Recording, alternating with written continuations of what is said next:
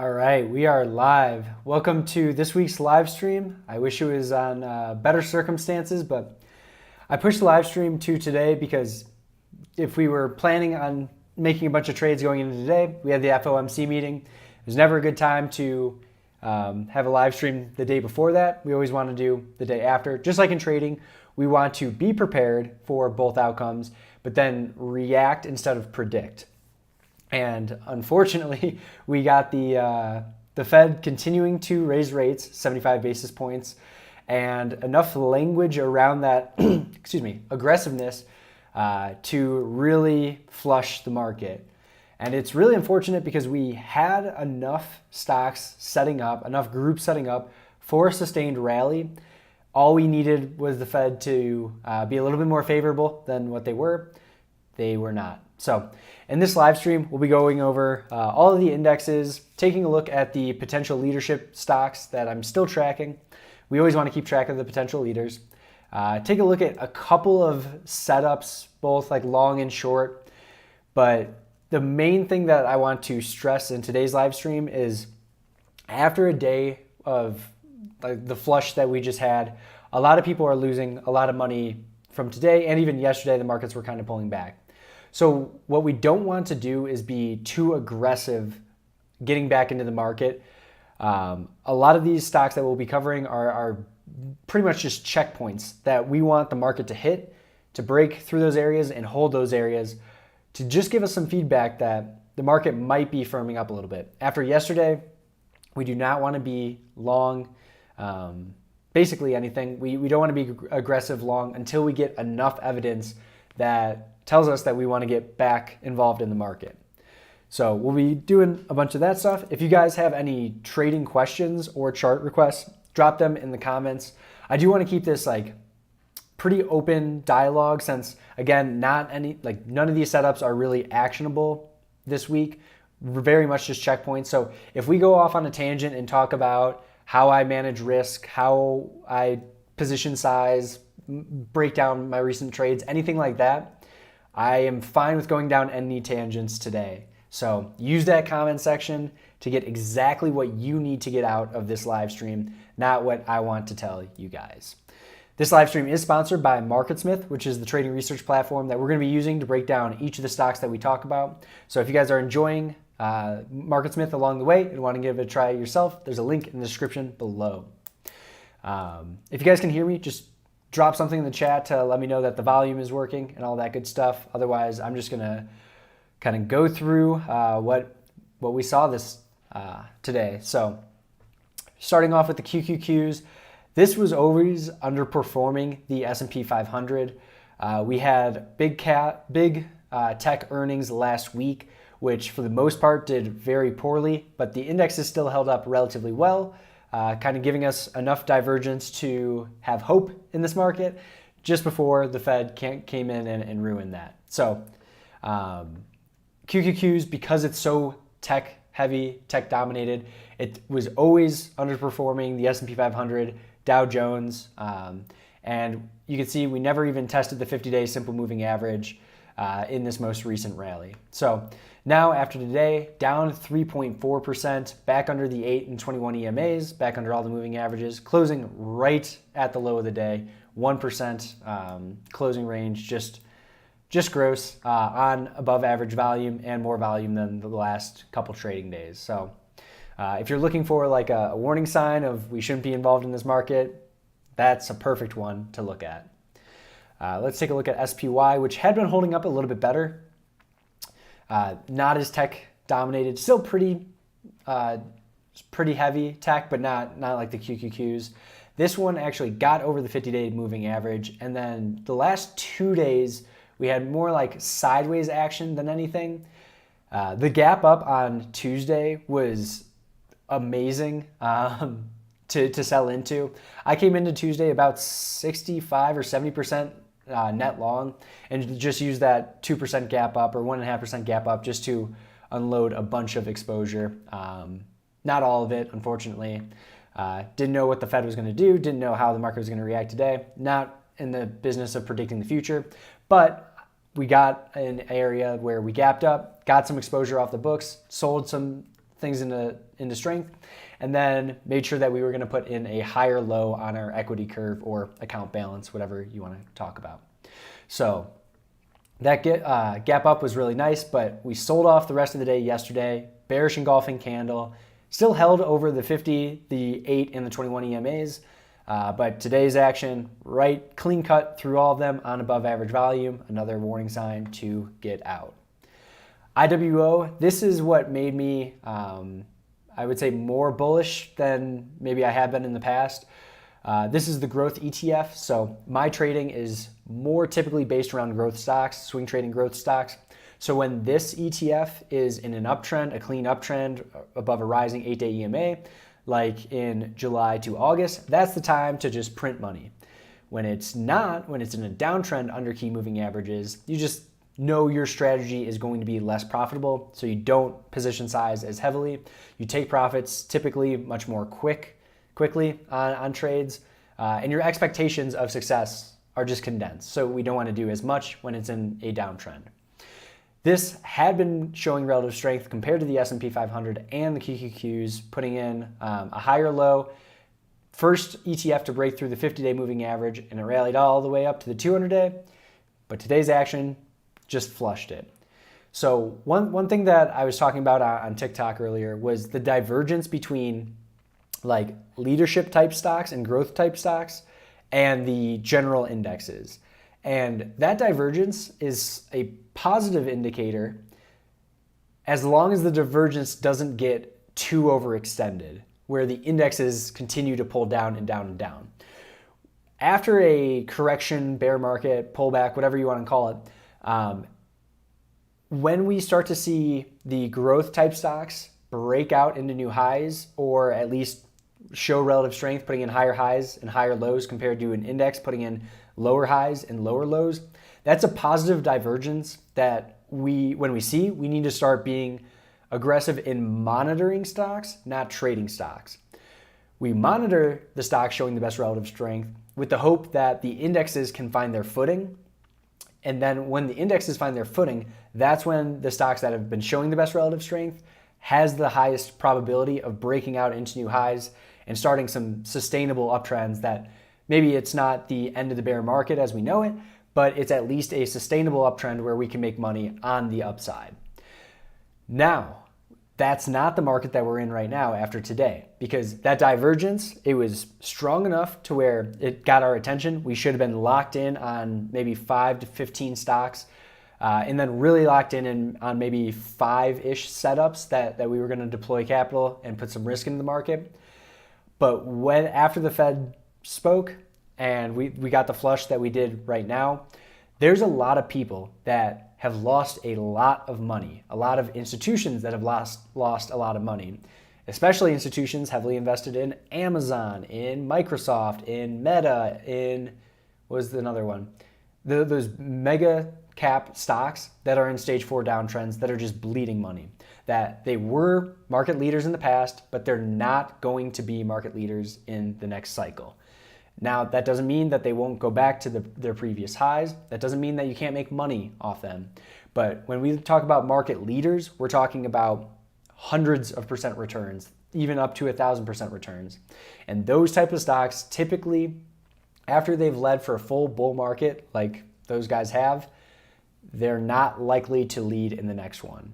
I think Minervini said it in his book that the previous market leaders, the only time they can really lead in the next bull market is if they came onto the scene and started leading right towards the tail end of the previous bull market.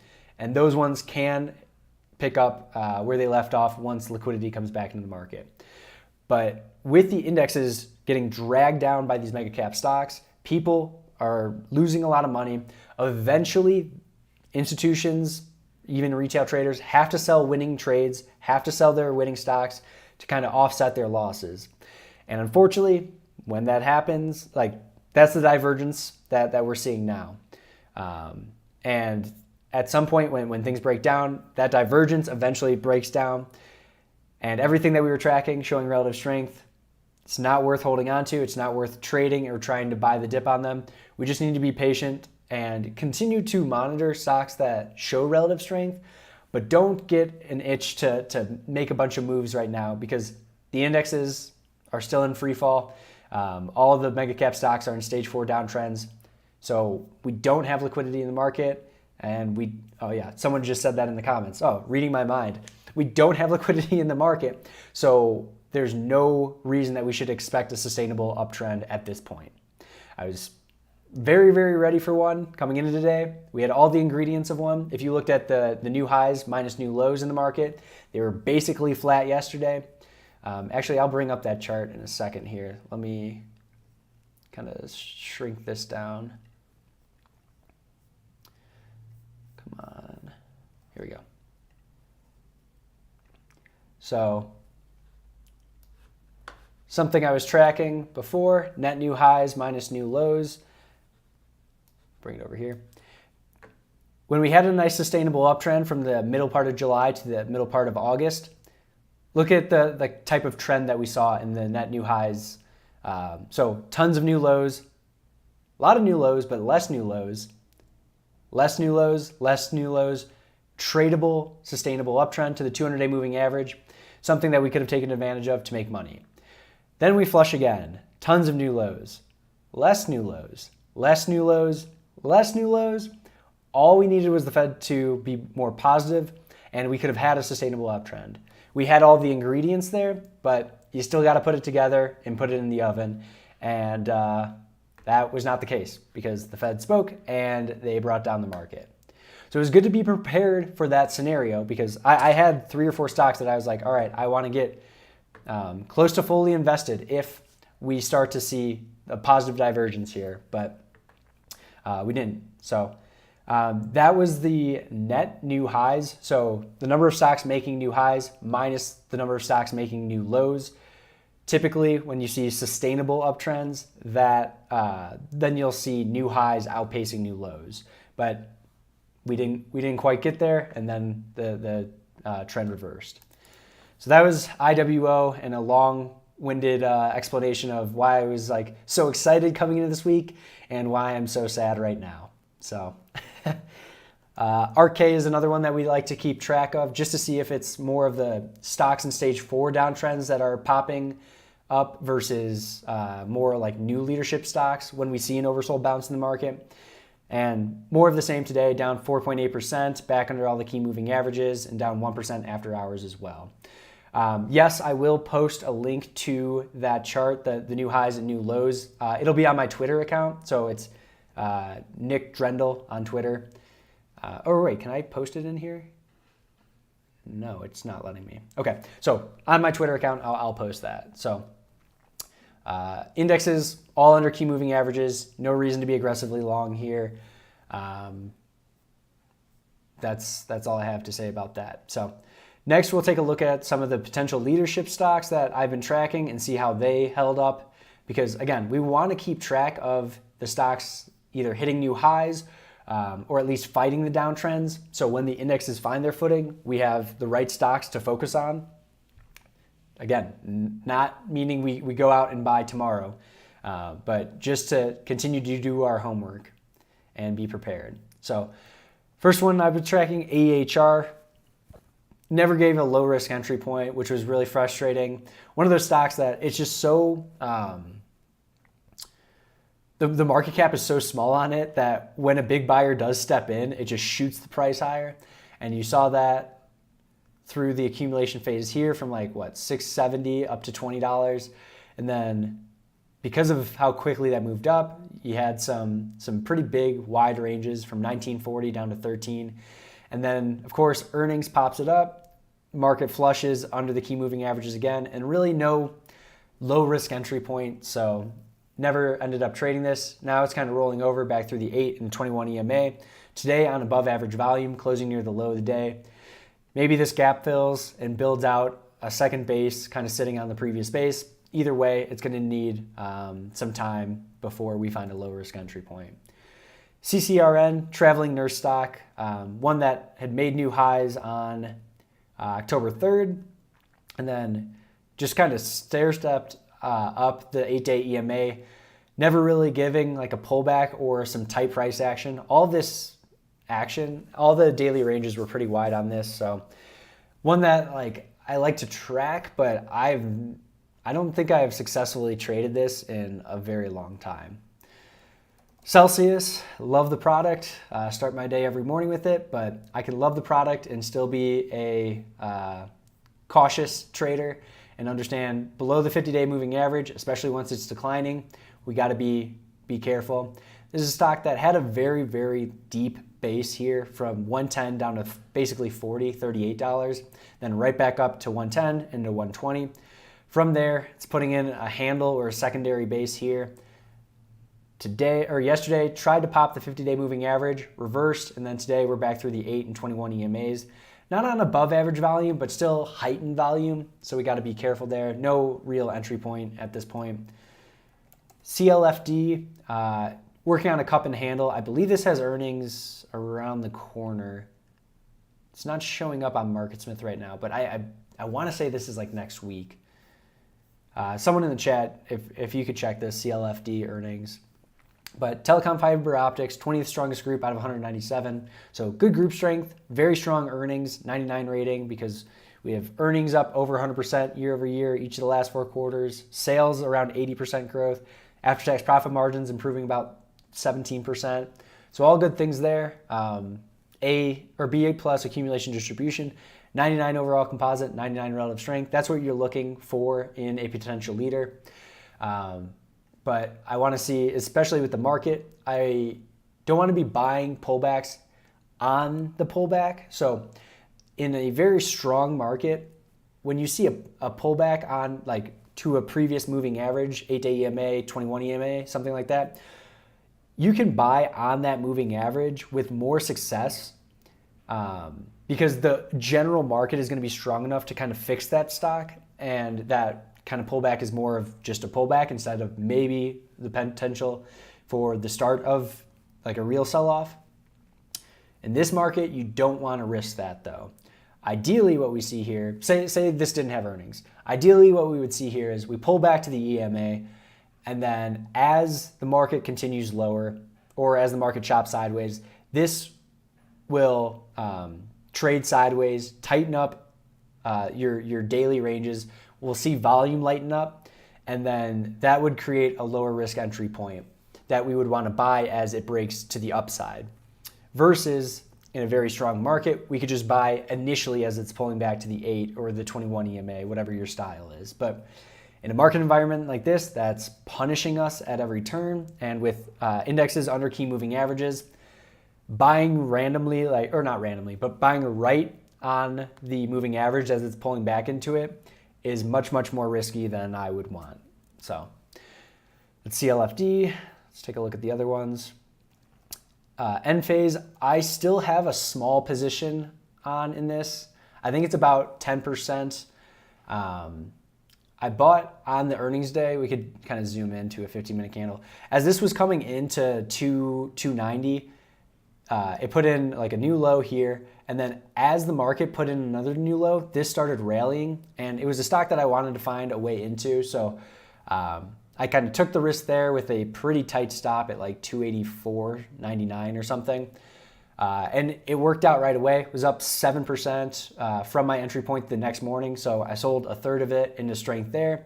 And then on that pop on Tuesday, sold into strength. So even if this comes back and hits my stop loss, it's going to be a winning trade. But obviously, like, not great action. We didn't hold 300 yesterday on the pullback. We didn't hold 300 today. Closed at the low of the day. Not on above average volume, but still relatively higher volume.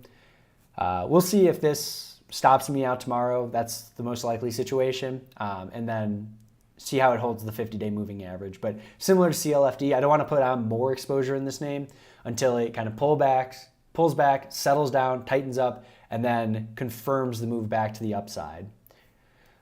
Sticking with the solar group, we have First Solar. This is the stronger out of the two stocks.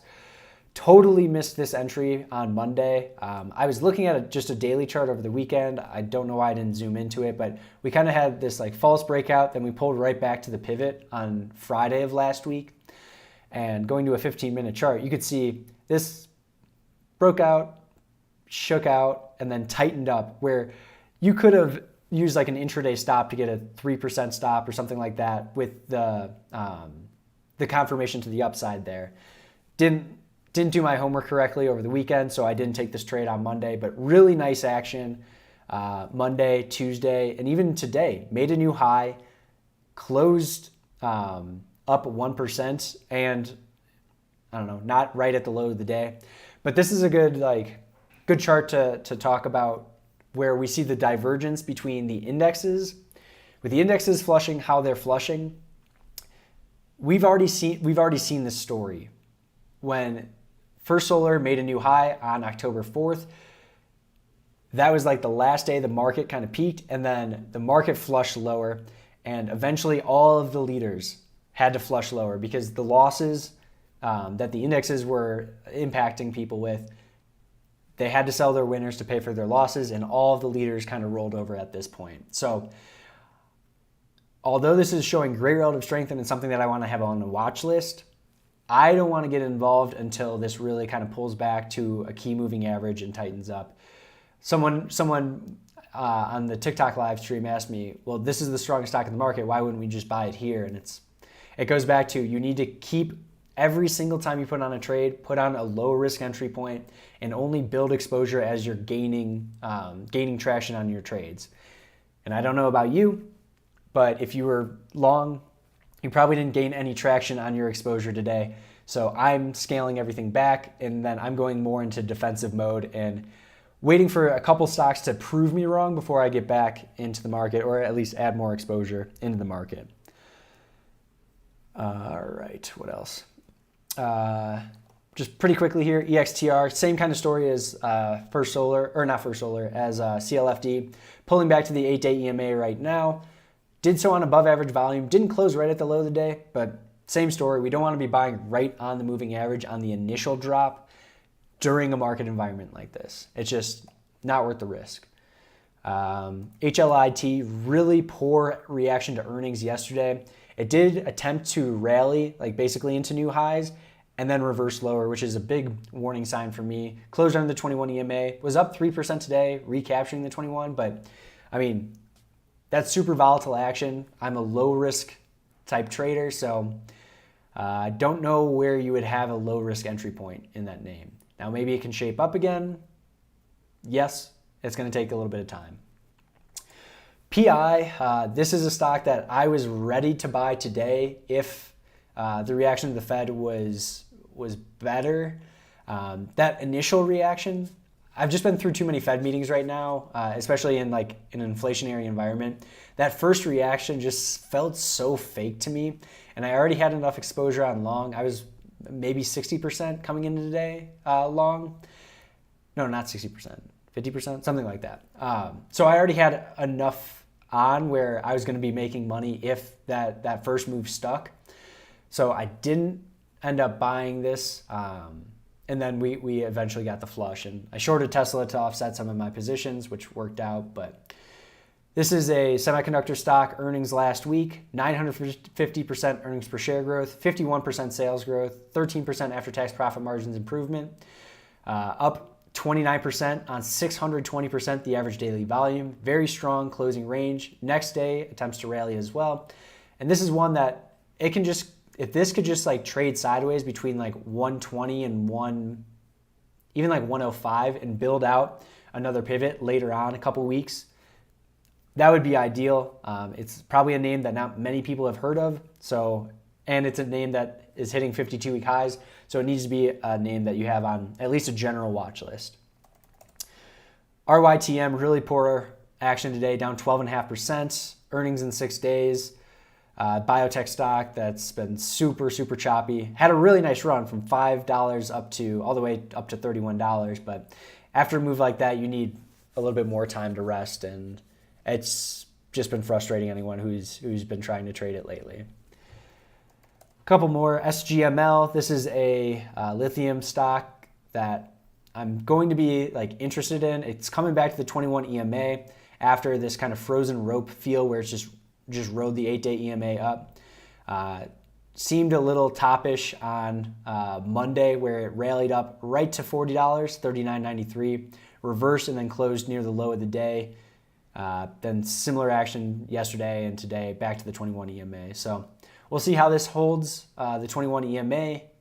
Otherwise, $30 seems like a reasonable area for this to come back to, a little bit more support there. We'll see. SMCI, one that I put on the list just today. They had earnings yesterday, or earnings last night. I forget what day, but today up 12.5% on 450% the average daily volume. Yesterday was up 3% on above average volume. Earnings must have been last night or this morning, but right into new all-time highs. Yeah, into new all-time highs. Blue skies ahead. We'll see how it holds 80 on a pullback in the market or the low of the day here, but really strong earnings, 490% growth, sales up 79%, after-tax profit margins up 10. One that we need to have on a watch list as well.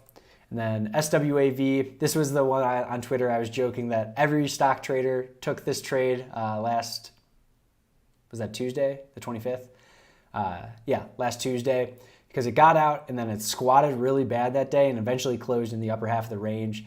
The next day, it made new all-time highs and then squatted again, and then the following day just broke right back through the 8, 21, and 50-day moving averages. This type of action, actually, let's talk about this really quick. So this was a stock, downtrend line coming through, looking at 280 area for a potential entry point. That's what I was monitoring. And we see this initial big move up, right? So within the first 45 minutes of the day, let's see, 3.5, 4.5. I think this was up like 8 or 9% in the first couple days, or first couple 15-minute segments, 45 minutes. God, I suck at talking today.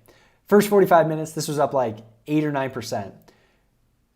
But if this is only swing traders building a position in this, you'll see a burst like we saw here, up 9%, and then you won't see any more volume supporting the action as it comes back in. And that's exactly what you saw. We came back, and then eventually as the market rallied a little bit, this carried up a bit, but it wasn't too much. Same thing the second day, got going right away, but there wasn't a secondary buyer to come in. If it's more institutional investors type buying, you'll see pockets of heavier volume and support throughout the day and creating more of that stair-step pattern in the stock.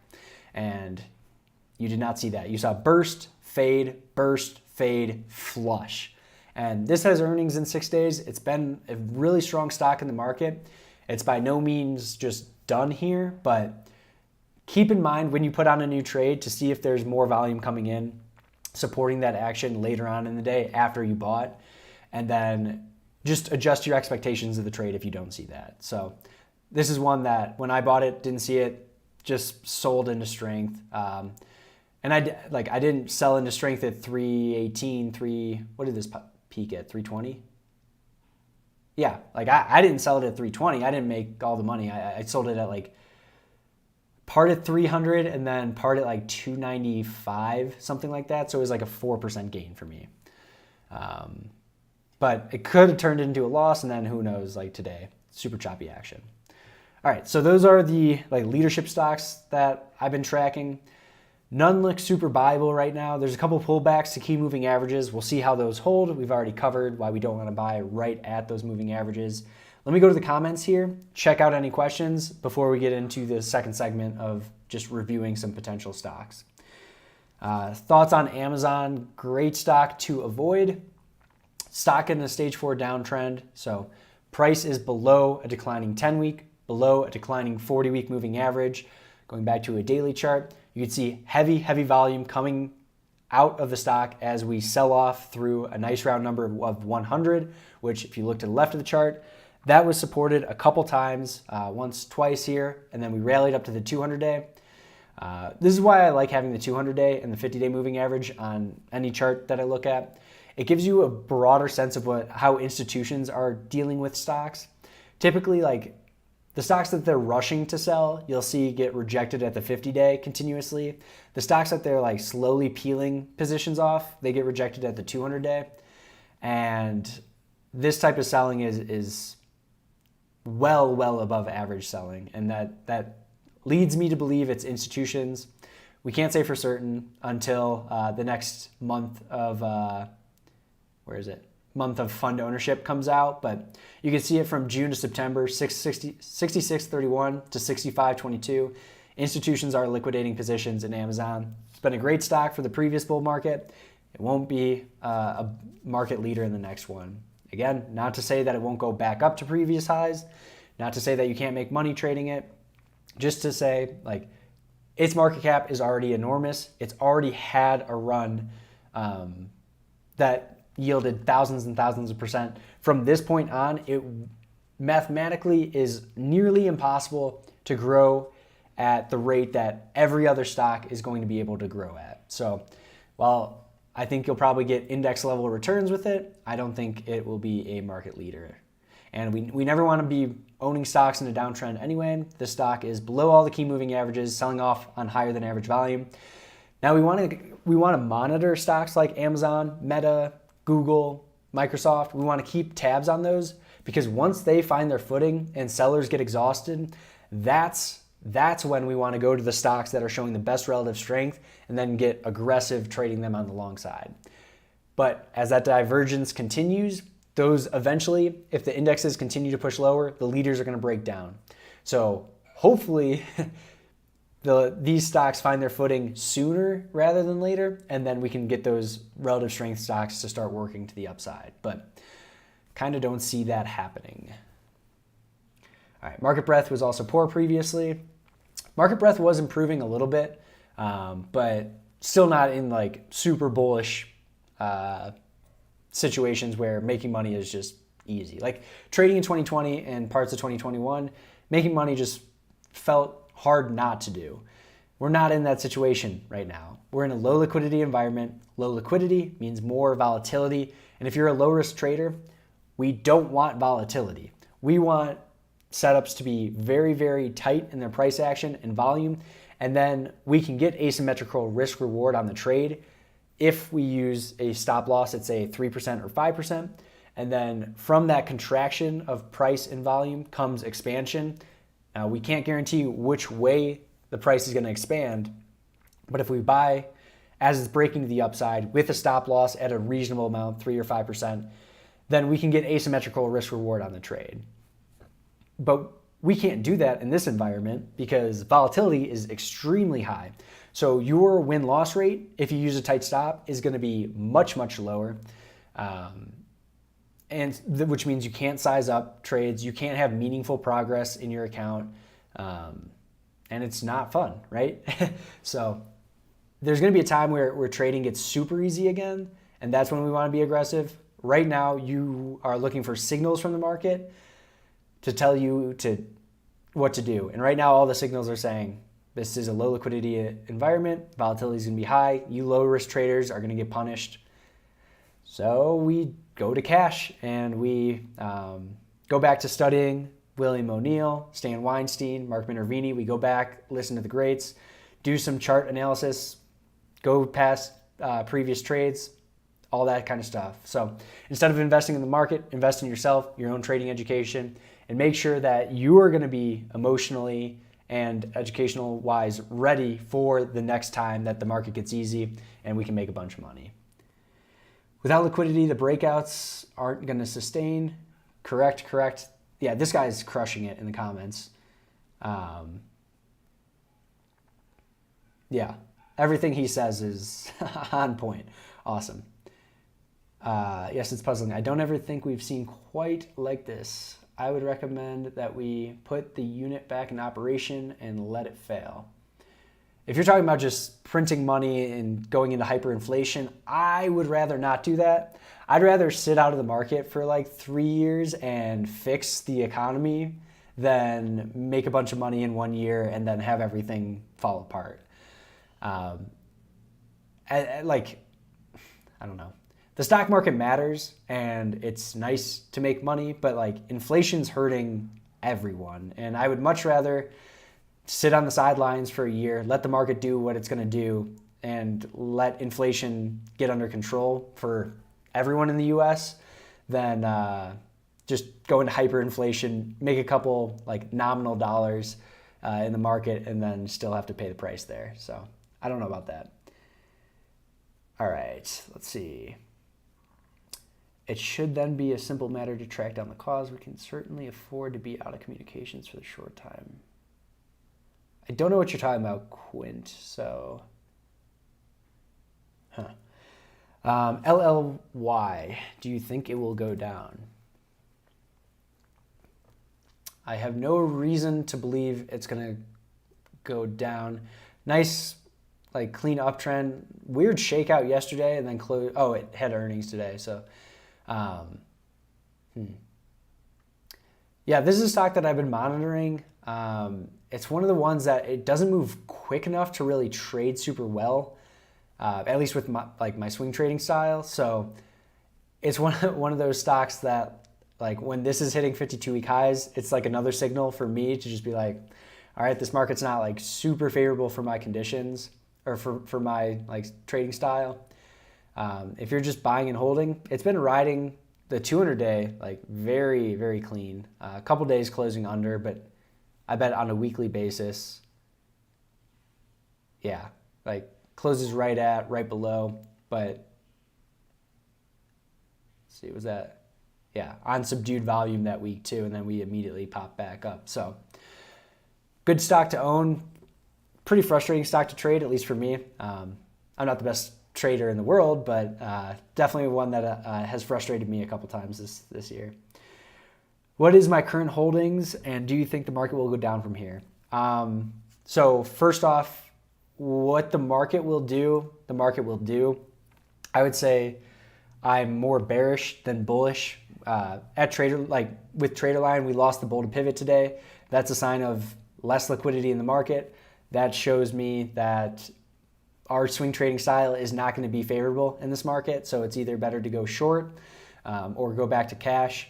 I had a couple positions working okay, so we'll talk about the few stocks that I still have. Well, let me talk about a losing trade first, because no one talks about losers, but I'll talk about it. So first one, MEDP. This is a stock that had an HVC high volume close on earnings last week, was up 37% on 700% the average daily volume. Really nice closing range too. It was top quarter of the daily range there. Attempted to break out the next day as the market pressure was relieved in the market, market rallied. This had no reason not to rally. Moved up to 235 and then kind of came back in. Little shakeout, and then I bought on the 28th as it came back through the high volume close area. So got in at like 219. Sold a third of it into the gap up in the indexes yesterday, and then got stopped out today as it took out yesterday's low. So the piece I got stopped out was for a 2.5% loss. And then I got maybe a 2% gain on the other third. So overall, maybe this is a 1% loss, but that's kind of how you need to handle trades in this environment, like very, very small losses, because your average gain on a winning trade is probably like 6%, 7%. Again, at least that's what it is for me. So I can't control how much the stock's going to go up, but I can see and get market feedback and say, hey, my average gain on my last 10 winning trades has been 6.5%, 7%. So I can control my stop loss. I can control selling some into strength to manage my downside risk. And because I didn't have sizable gains going into today, going into yesterday, that gap up was a nice area to shed some exposure.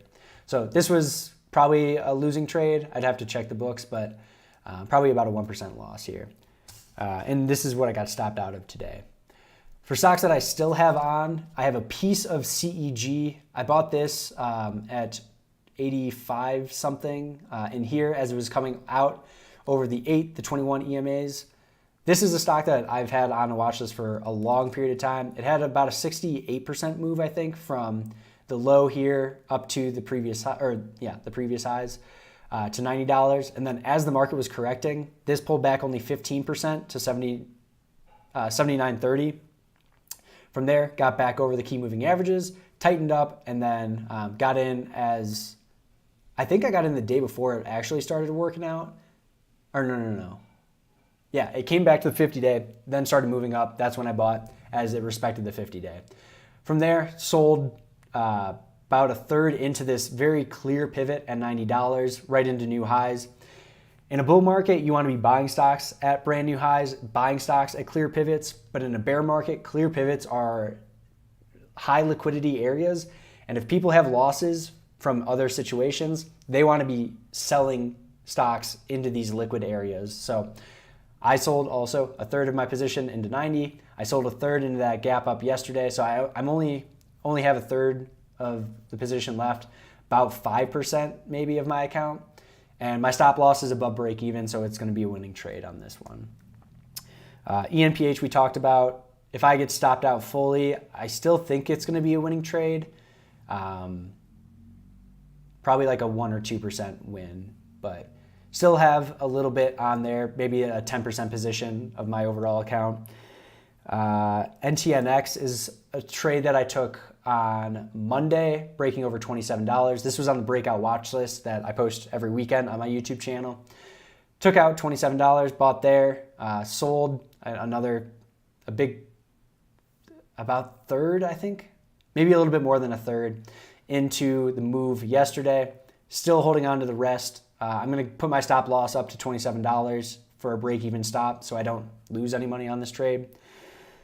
And then GFS, I'm down to like a 2.5% position on this.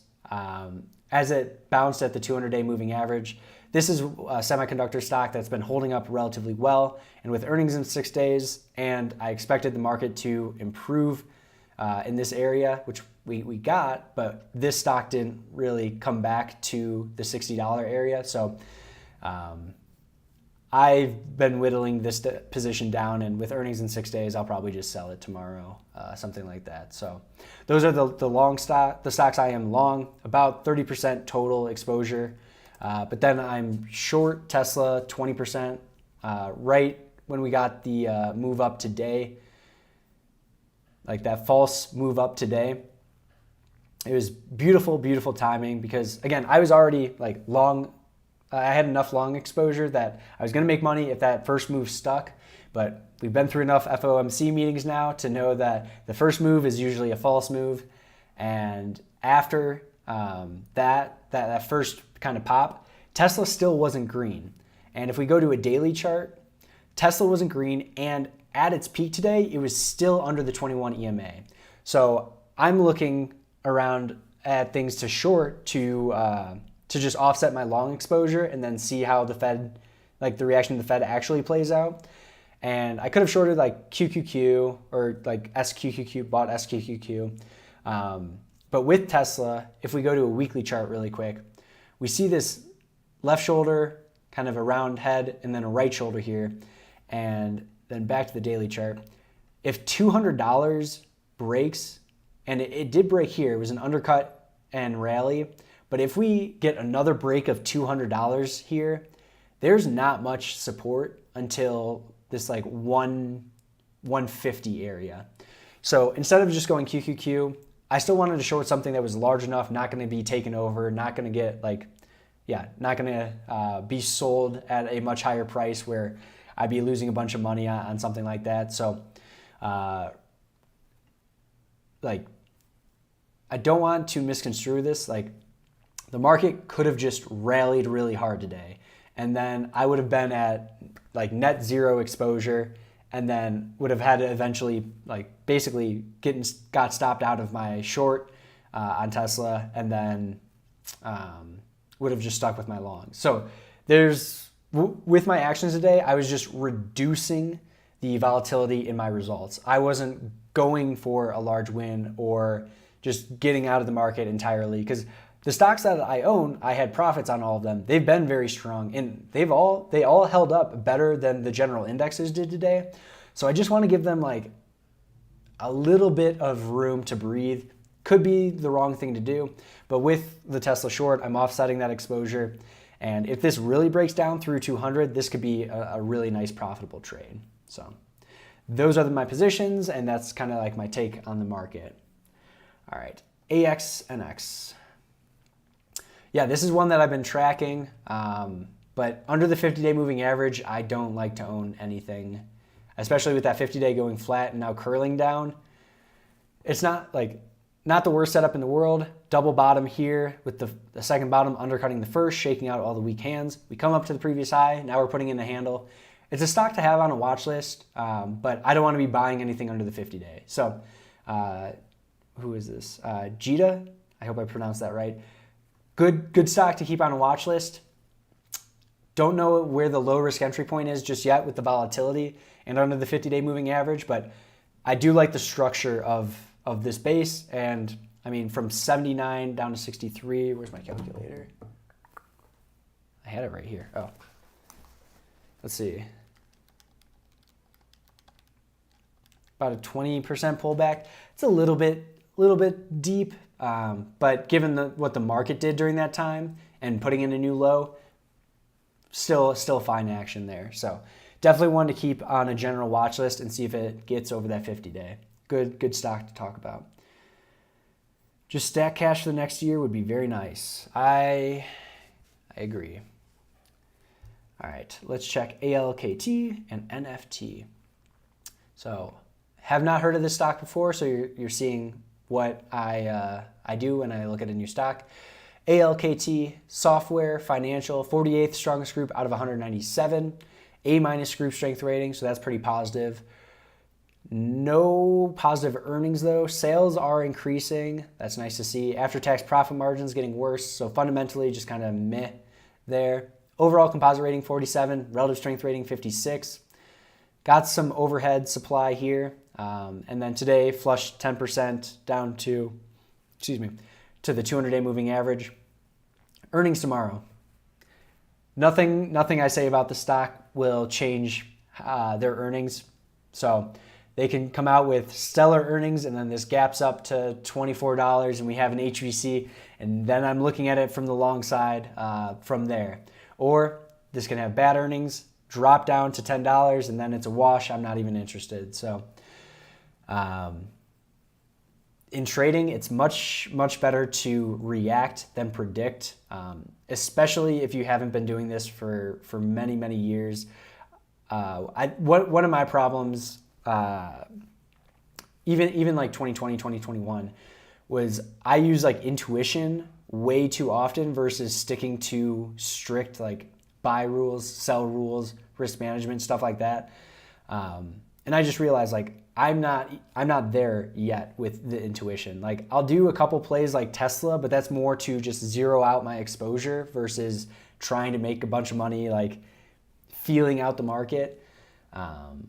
So I would rather this have good earnings, break out without me, and then give me another entry point later on where the risk on the trade is going to be much tighter if we trade it after earnings than buying and just hoping earnings goes well, especially with the way earnings have been going. So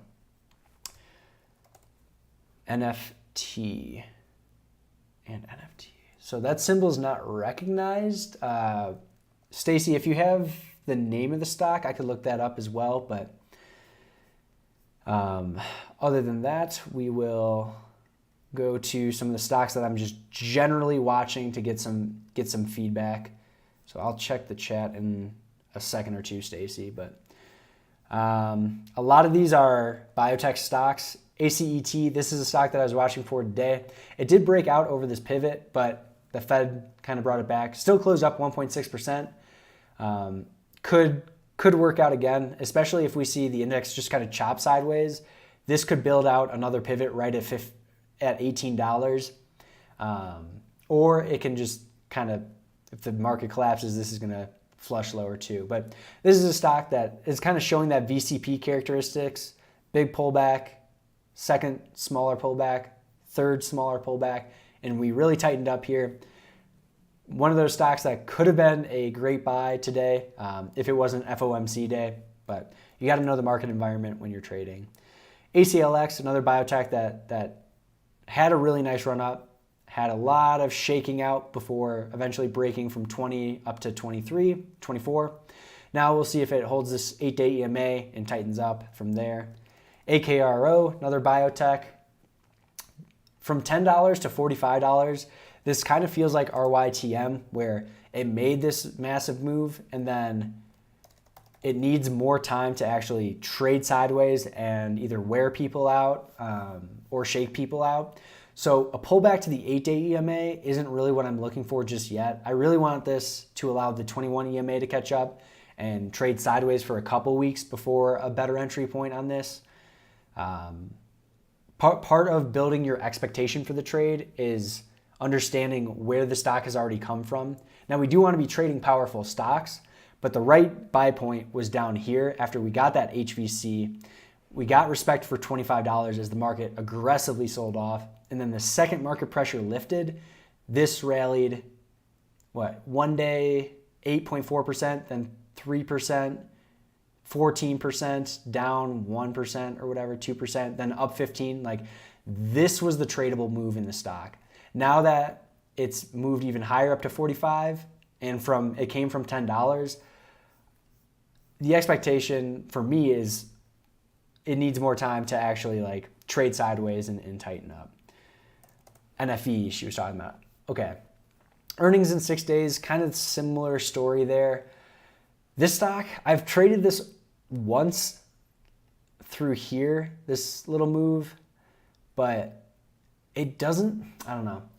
Because it's a oil and gas name, they trade a little bit differently than like growth stocks. And you can see this doesn't really respect the 8-day EMA or the 21 EMA, not even the 50-day. Like, we slice right through, then we slice and kind of chop through it here, slice right through, slice right through. So like the technical analysis that we would use with higher probability on like more growth stocks doesn't tend to work with this name. So outside of like the one profitable trade I had on it, I haven't found another like low risk entry point to trade it, but I mean, it's above all the key moving averages. Earnings in 6 days, we'll go from there.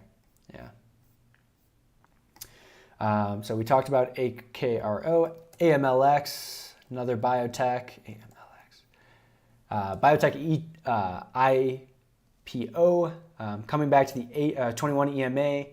Today bounced right there. Let's see if we can build right around this 21 EMA and the $35 area before taking off again. One to just throw on your watch list, ANET, relative strength new high today. Attempted to rally as the market was just like finding its footing today, or yeah, earlier on, I believe. Yeah, nice. Honestly, not a bad move today. It's still down 2% today, but had earnings yesterday. Earnings up 69%, sales up 57%, after-tax profit margin 33% improvement. Relative strength new high, that's what this blue dot means on MarketSmith. Above all the key moving averages. Not finding a low risk entry point just yet, because this volume also wasn't like overwhelming, so it wasn't a seismic shift in supply and demand like what we look for in those HVC setups.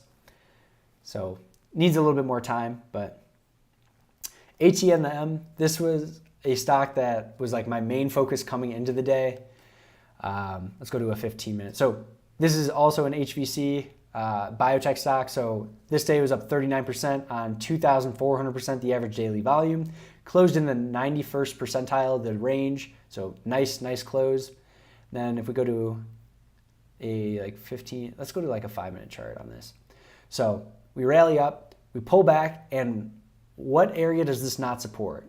Or what does it not break? It doesn't break under 1250.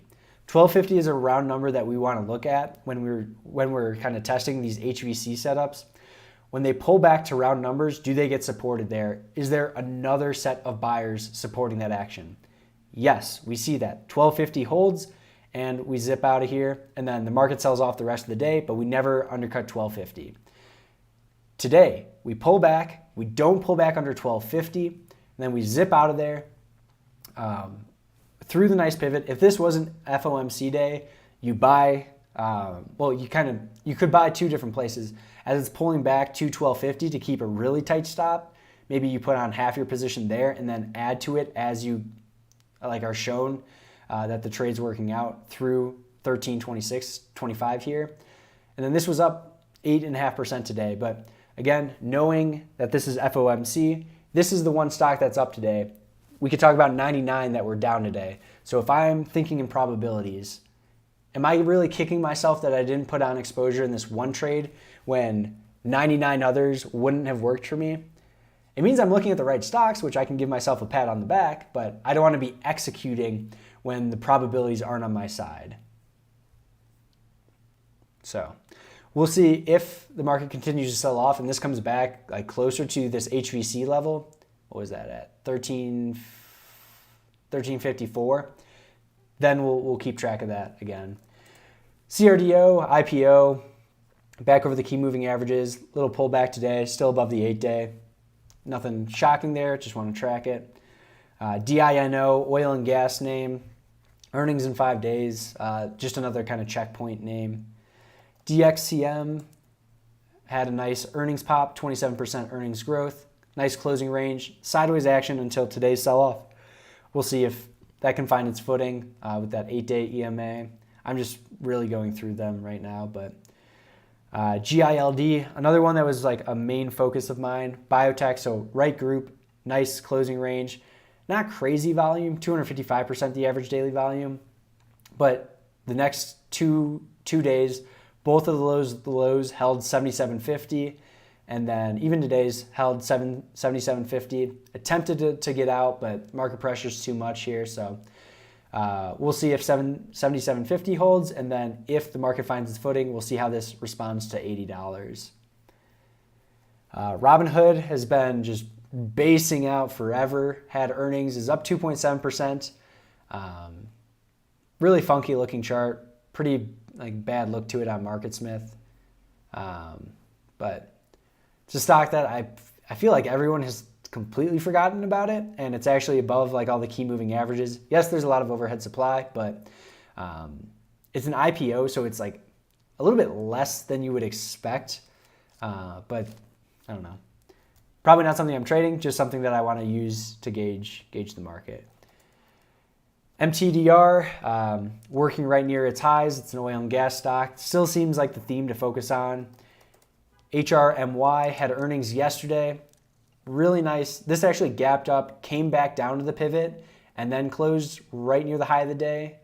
So I don't know. After it gapped up, I just didn't watch it, and it came back to the pivot. So maybe shame on me. But again, I already had enough exposure in the market. It would have been nice to add 13 or 14% to that, but didn't do it. Today, only down 1.3%. Higher highs, higher lows today.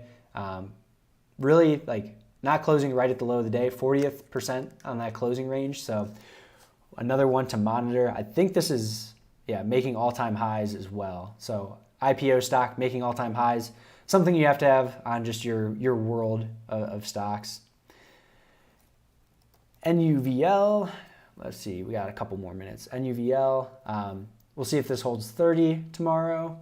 Another biotech that had a bunch of volume come in, and then it's kind of fading with the market. We talked about PI. That's one that you have to have on your watch list. RMBS, another semiconductor stock that made new highs. Earnings were down 93%. I'd have to look into this report more, but I mean, positive reaction even with negative earnings. And what is the other one? UTHR had earnings today, up 11% on 350% the average daily volume. With this, we'll go to like a 5-minute chart. So this got out right away when it pulled back 250. So if we continue to pull back in the market, let's see how 250 holds on UTHR. Those are the stocks that I had as just checkpoints. On the short end, today's action was so violent, and that seems like how these moves keep occurring. So if you don't short on the day that it breaks down, I don't like to chase anything lower. I would rather like the market kind of bounce one day and then look for the stocks that didn't bounce at all. And those are the stocks that when the market just trades sideways, they're going to go down even lower. Some that come to mind were like DOCN, which was just trading sideways and never made it positive today. It was down 9%. DOCS, no, it was DOCN, DOCU. same stuff. Didn't really bounce with the market, then just broke to the downside. So over these next like 3 days, let's see how the market reacts. If we get just a small bounce up in the indexes, then start looking with a magnifying glass what stocks didn't bounce, what stocks are still under all their key moving averages, not extended to the downside, but are just like hovering and trading sideways.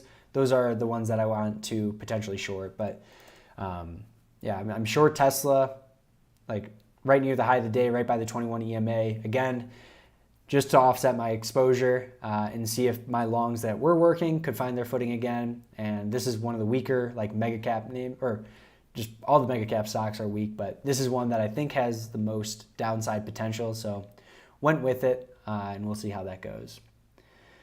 All right, that's 1 hour. I need to go for a run, so I'll see you guys in the next video. If you guys enjoyed the video, please leave a like, subscribe to the channel. I do these live streams usually on Tuesday nights, but we pushed it to Wednesday because of the FOMC meeting. And then we'll make other trading related videos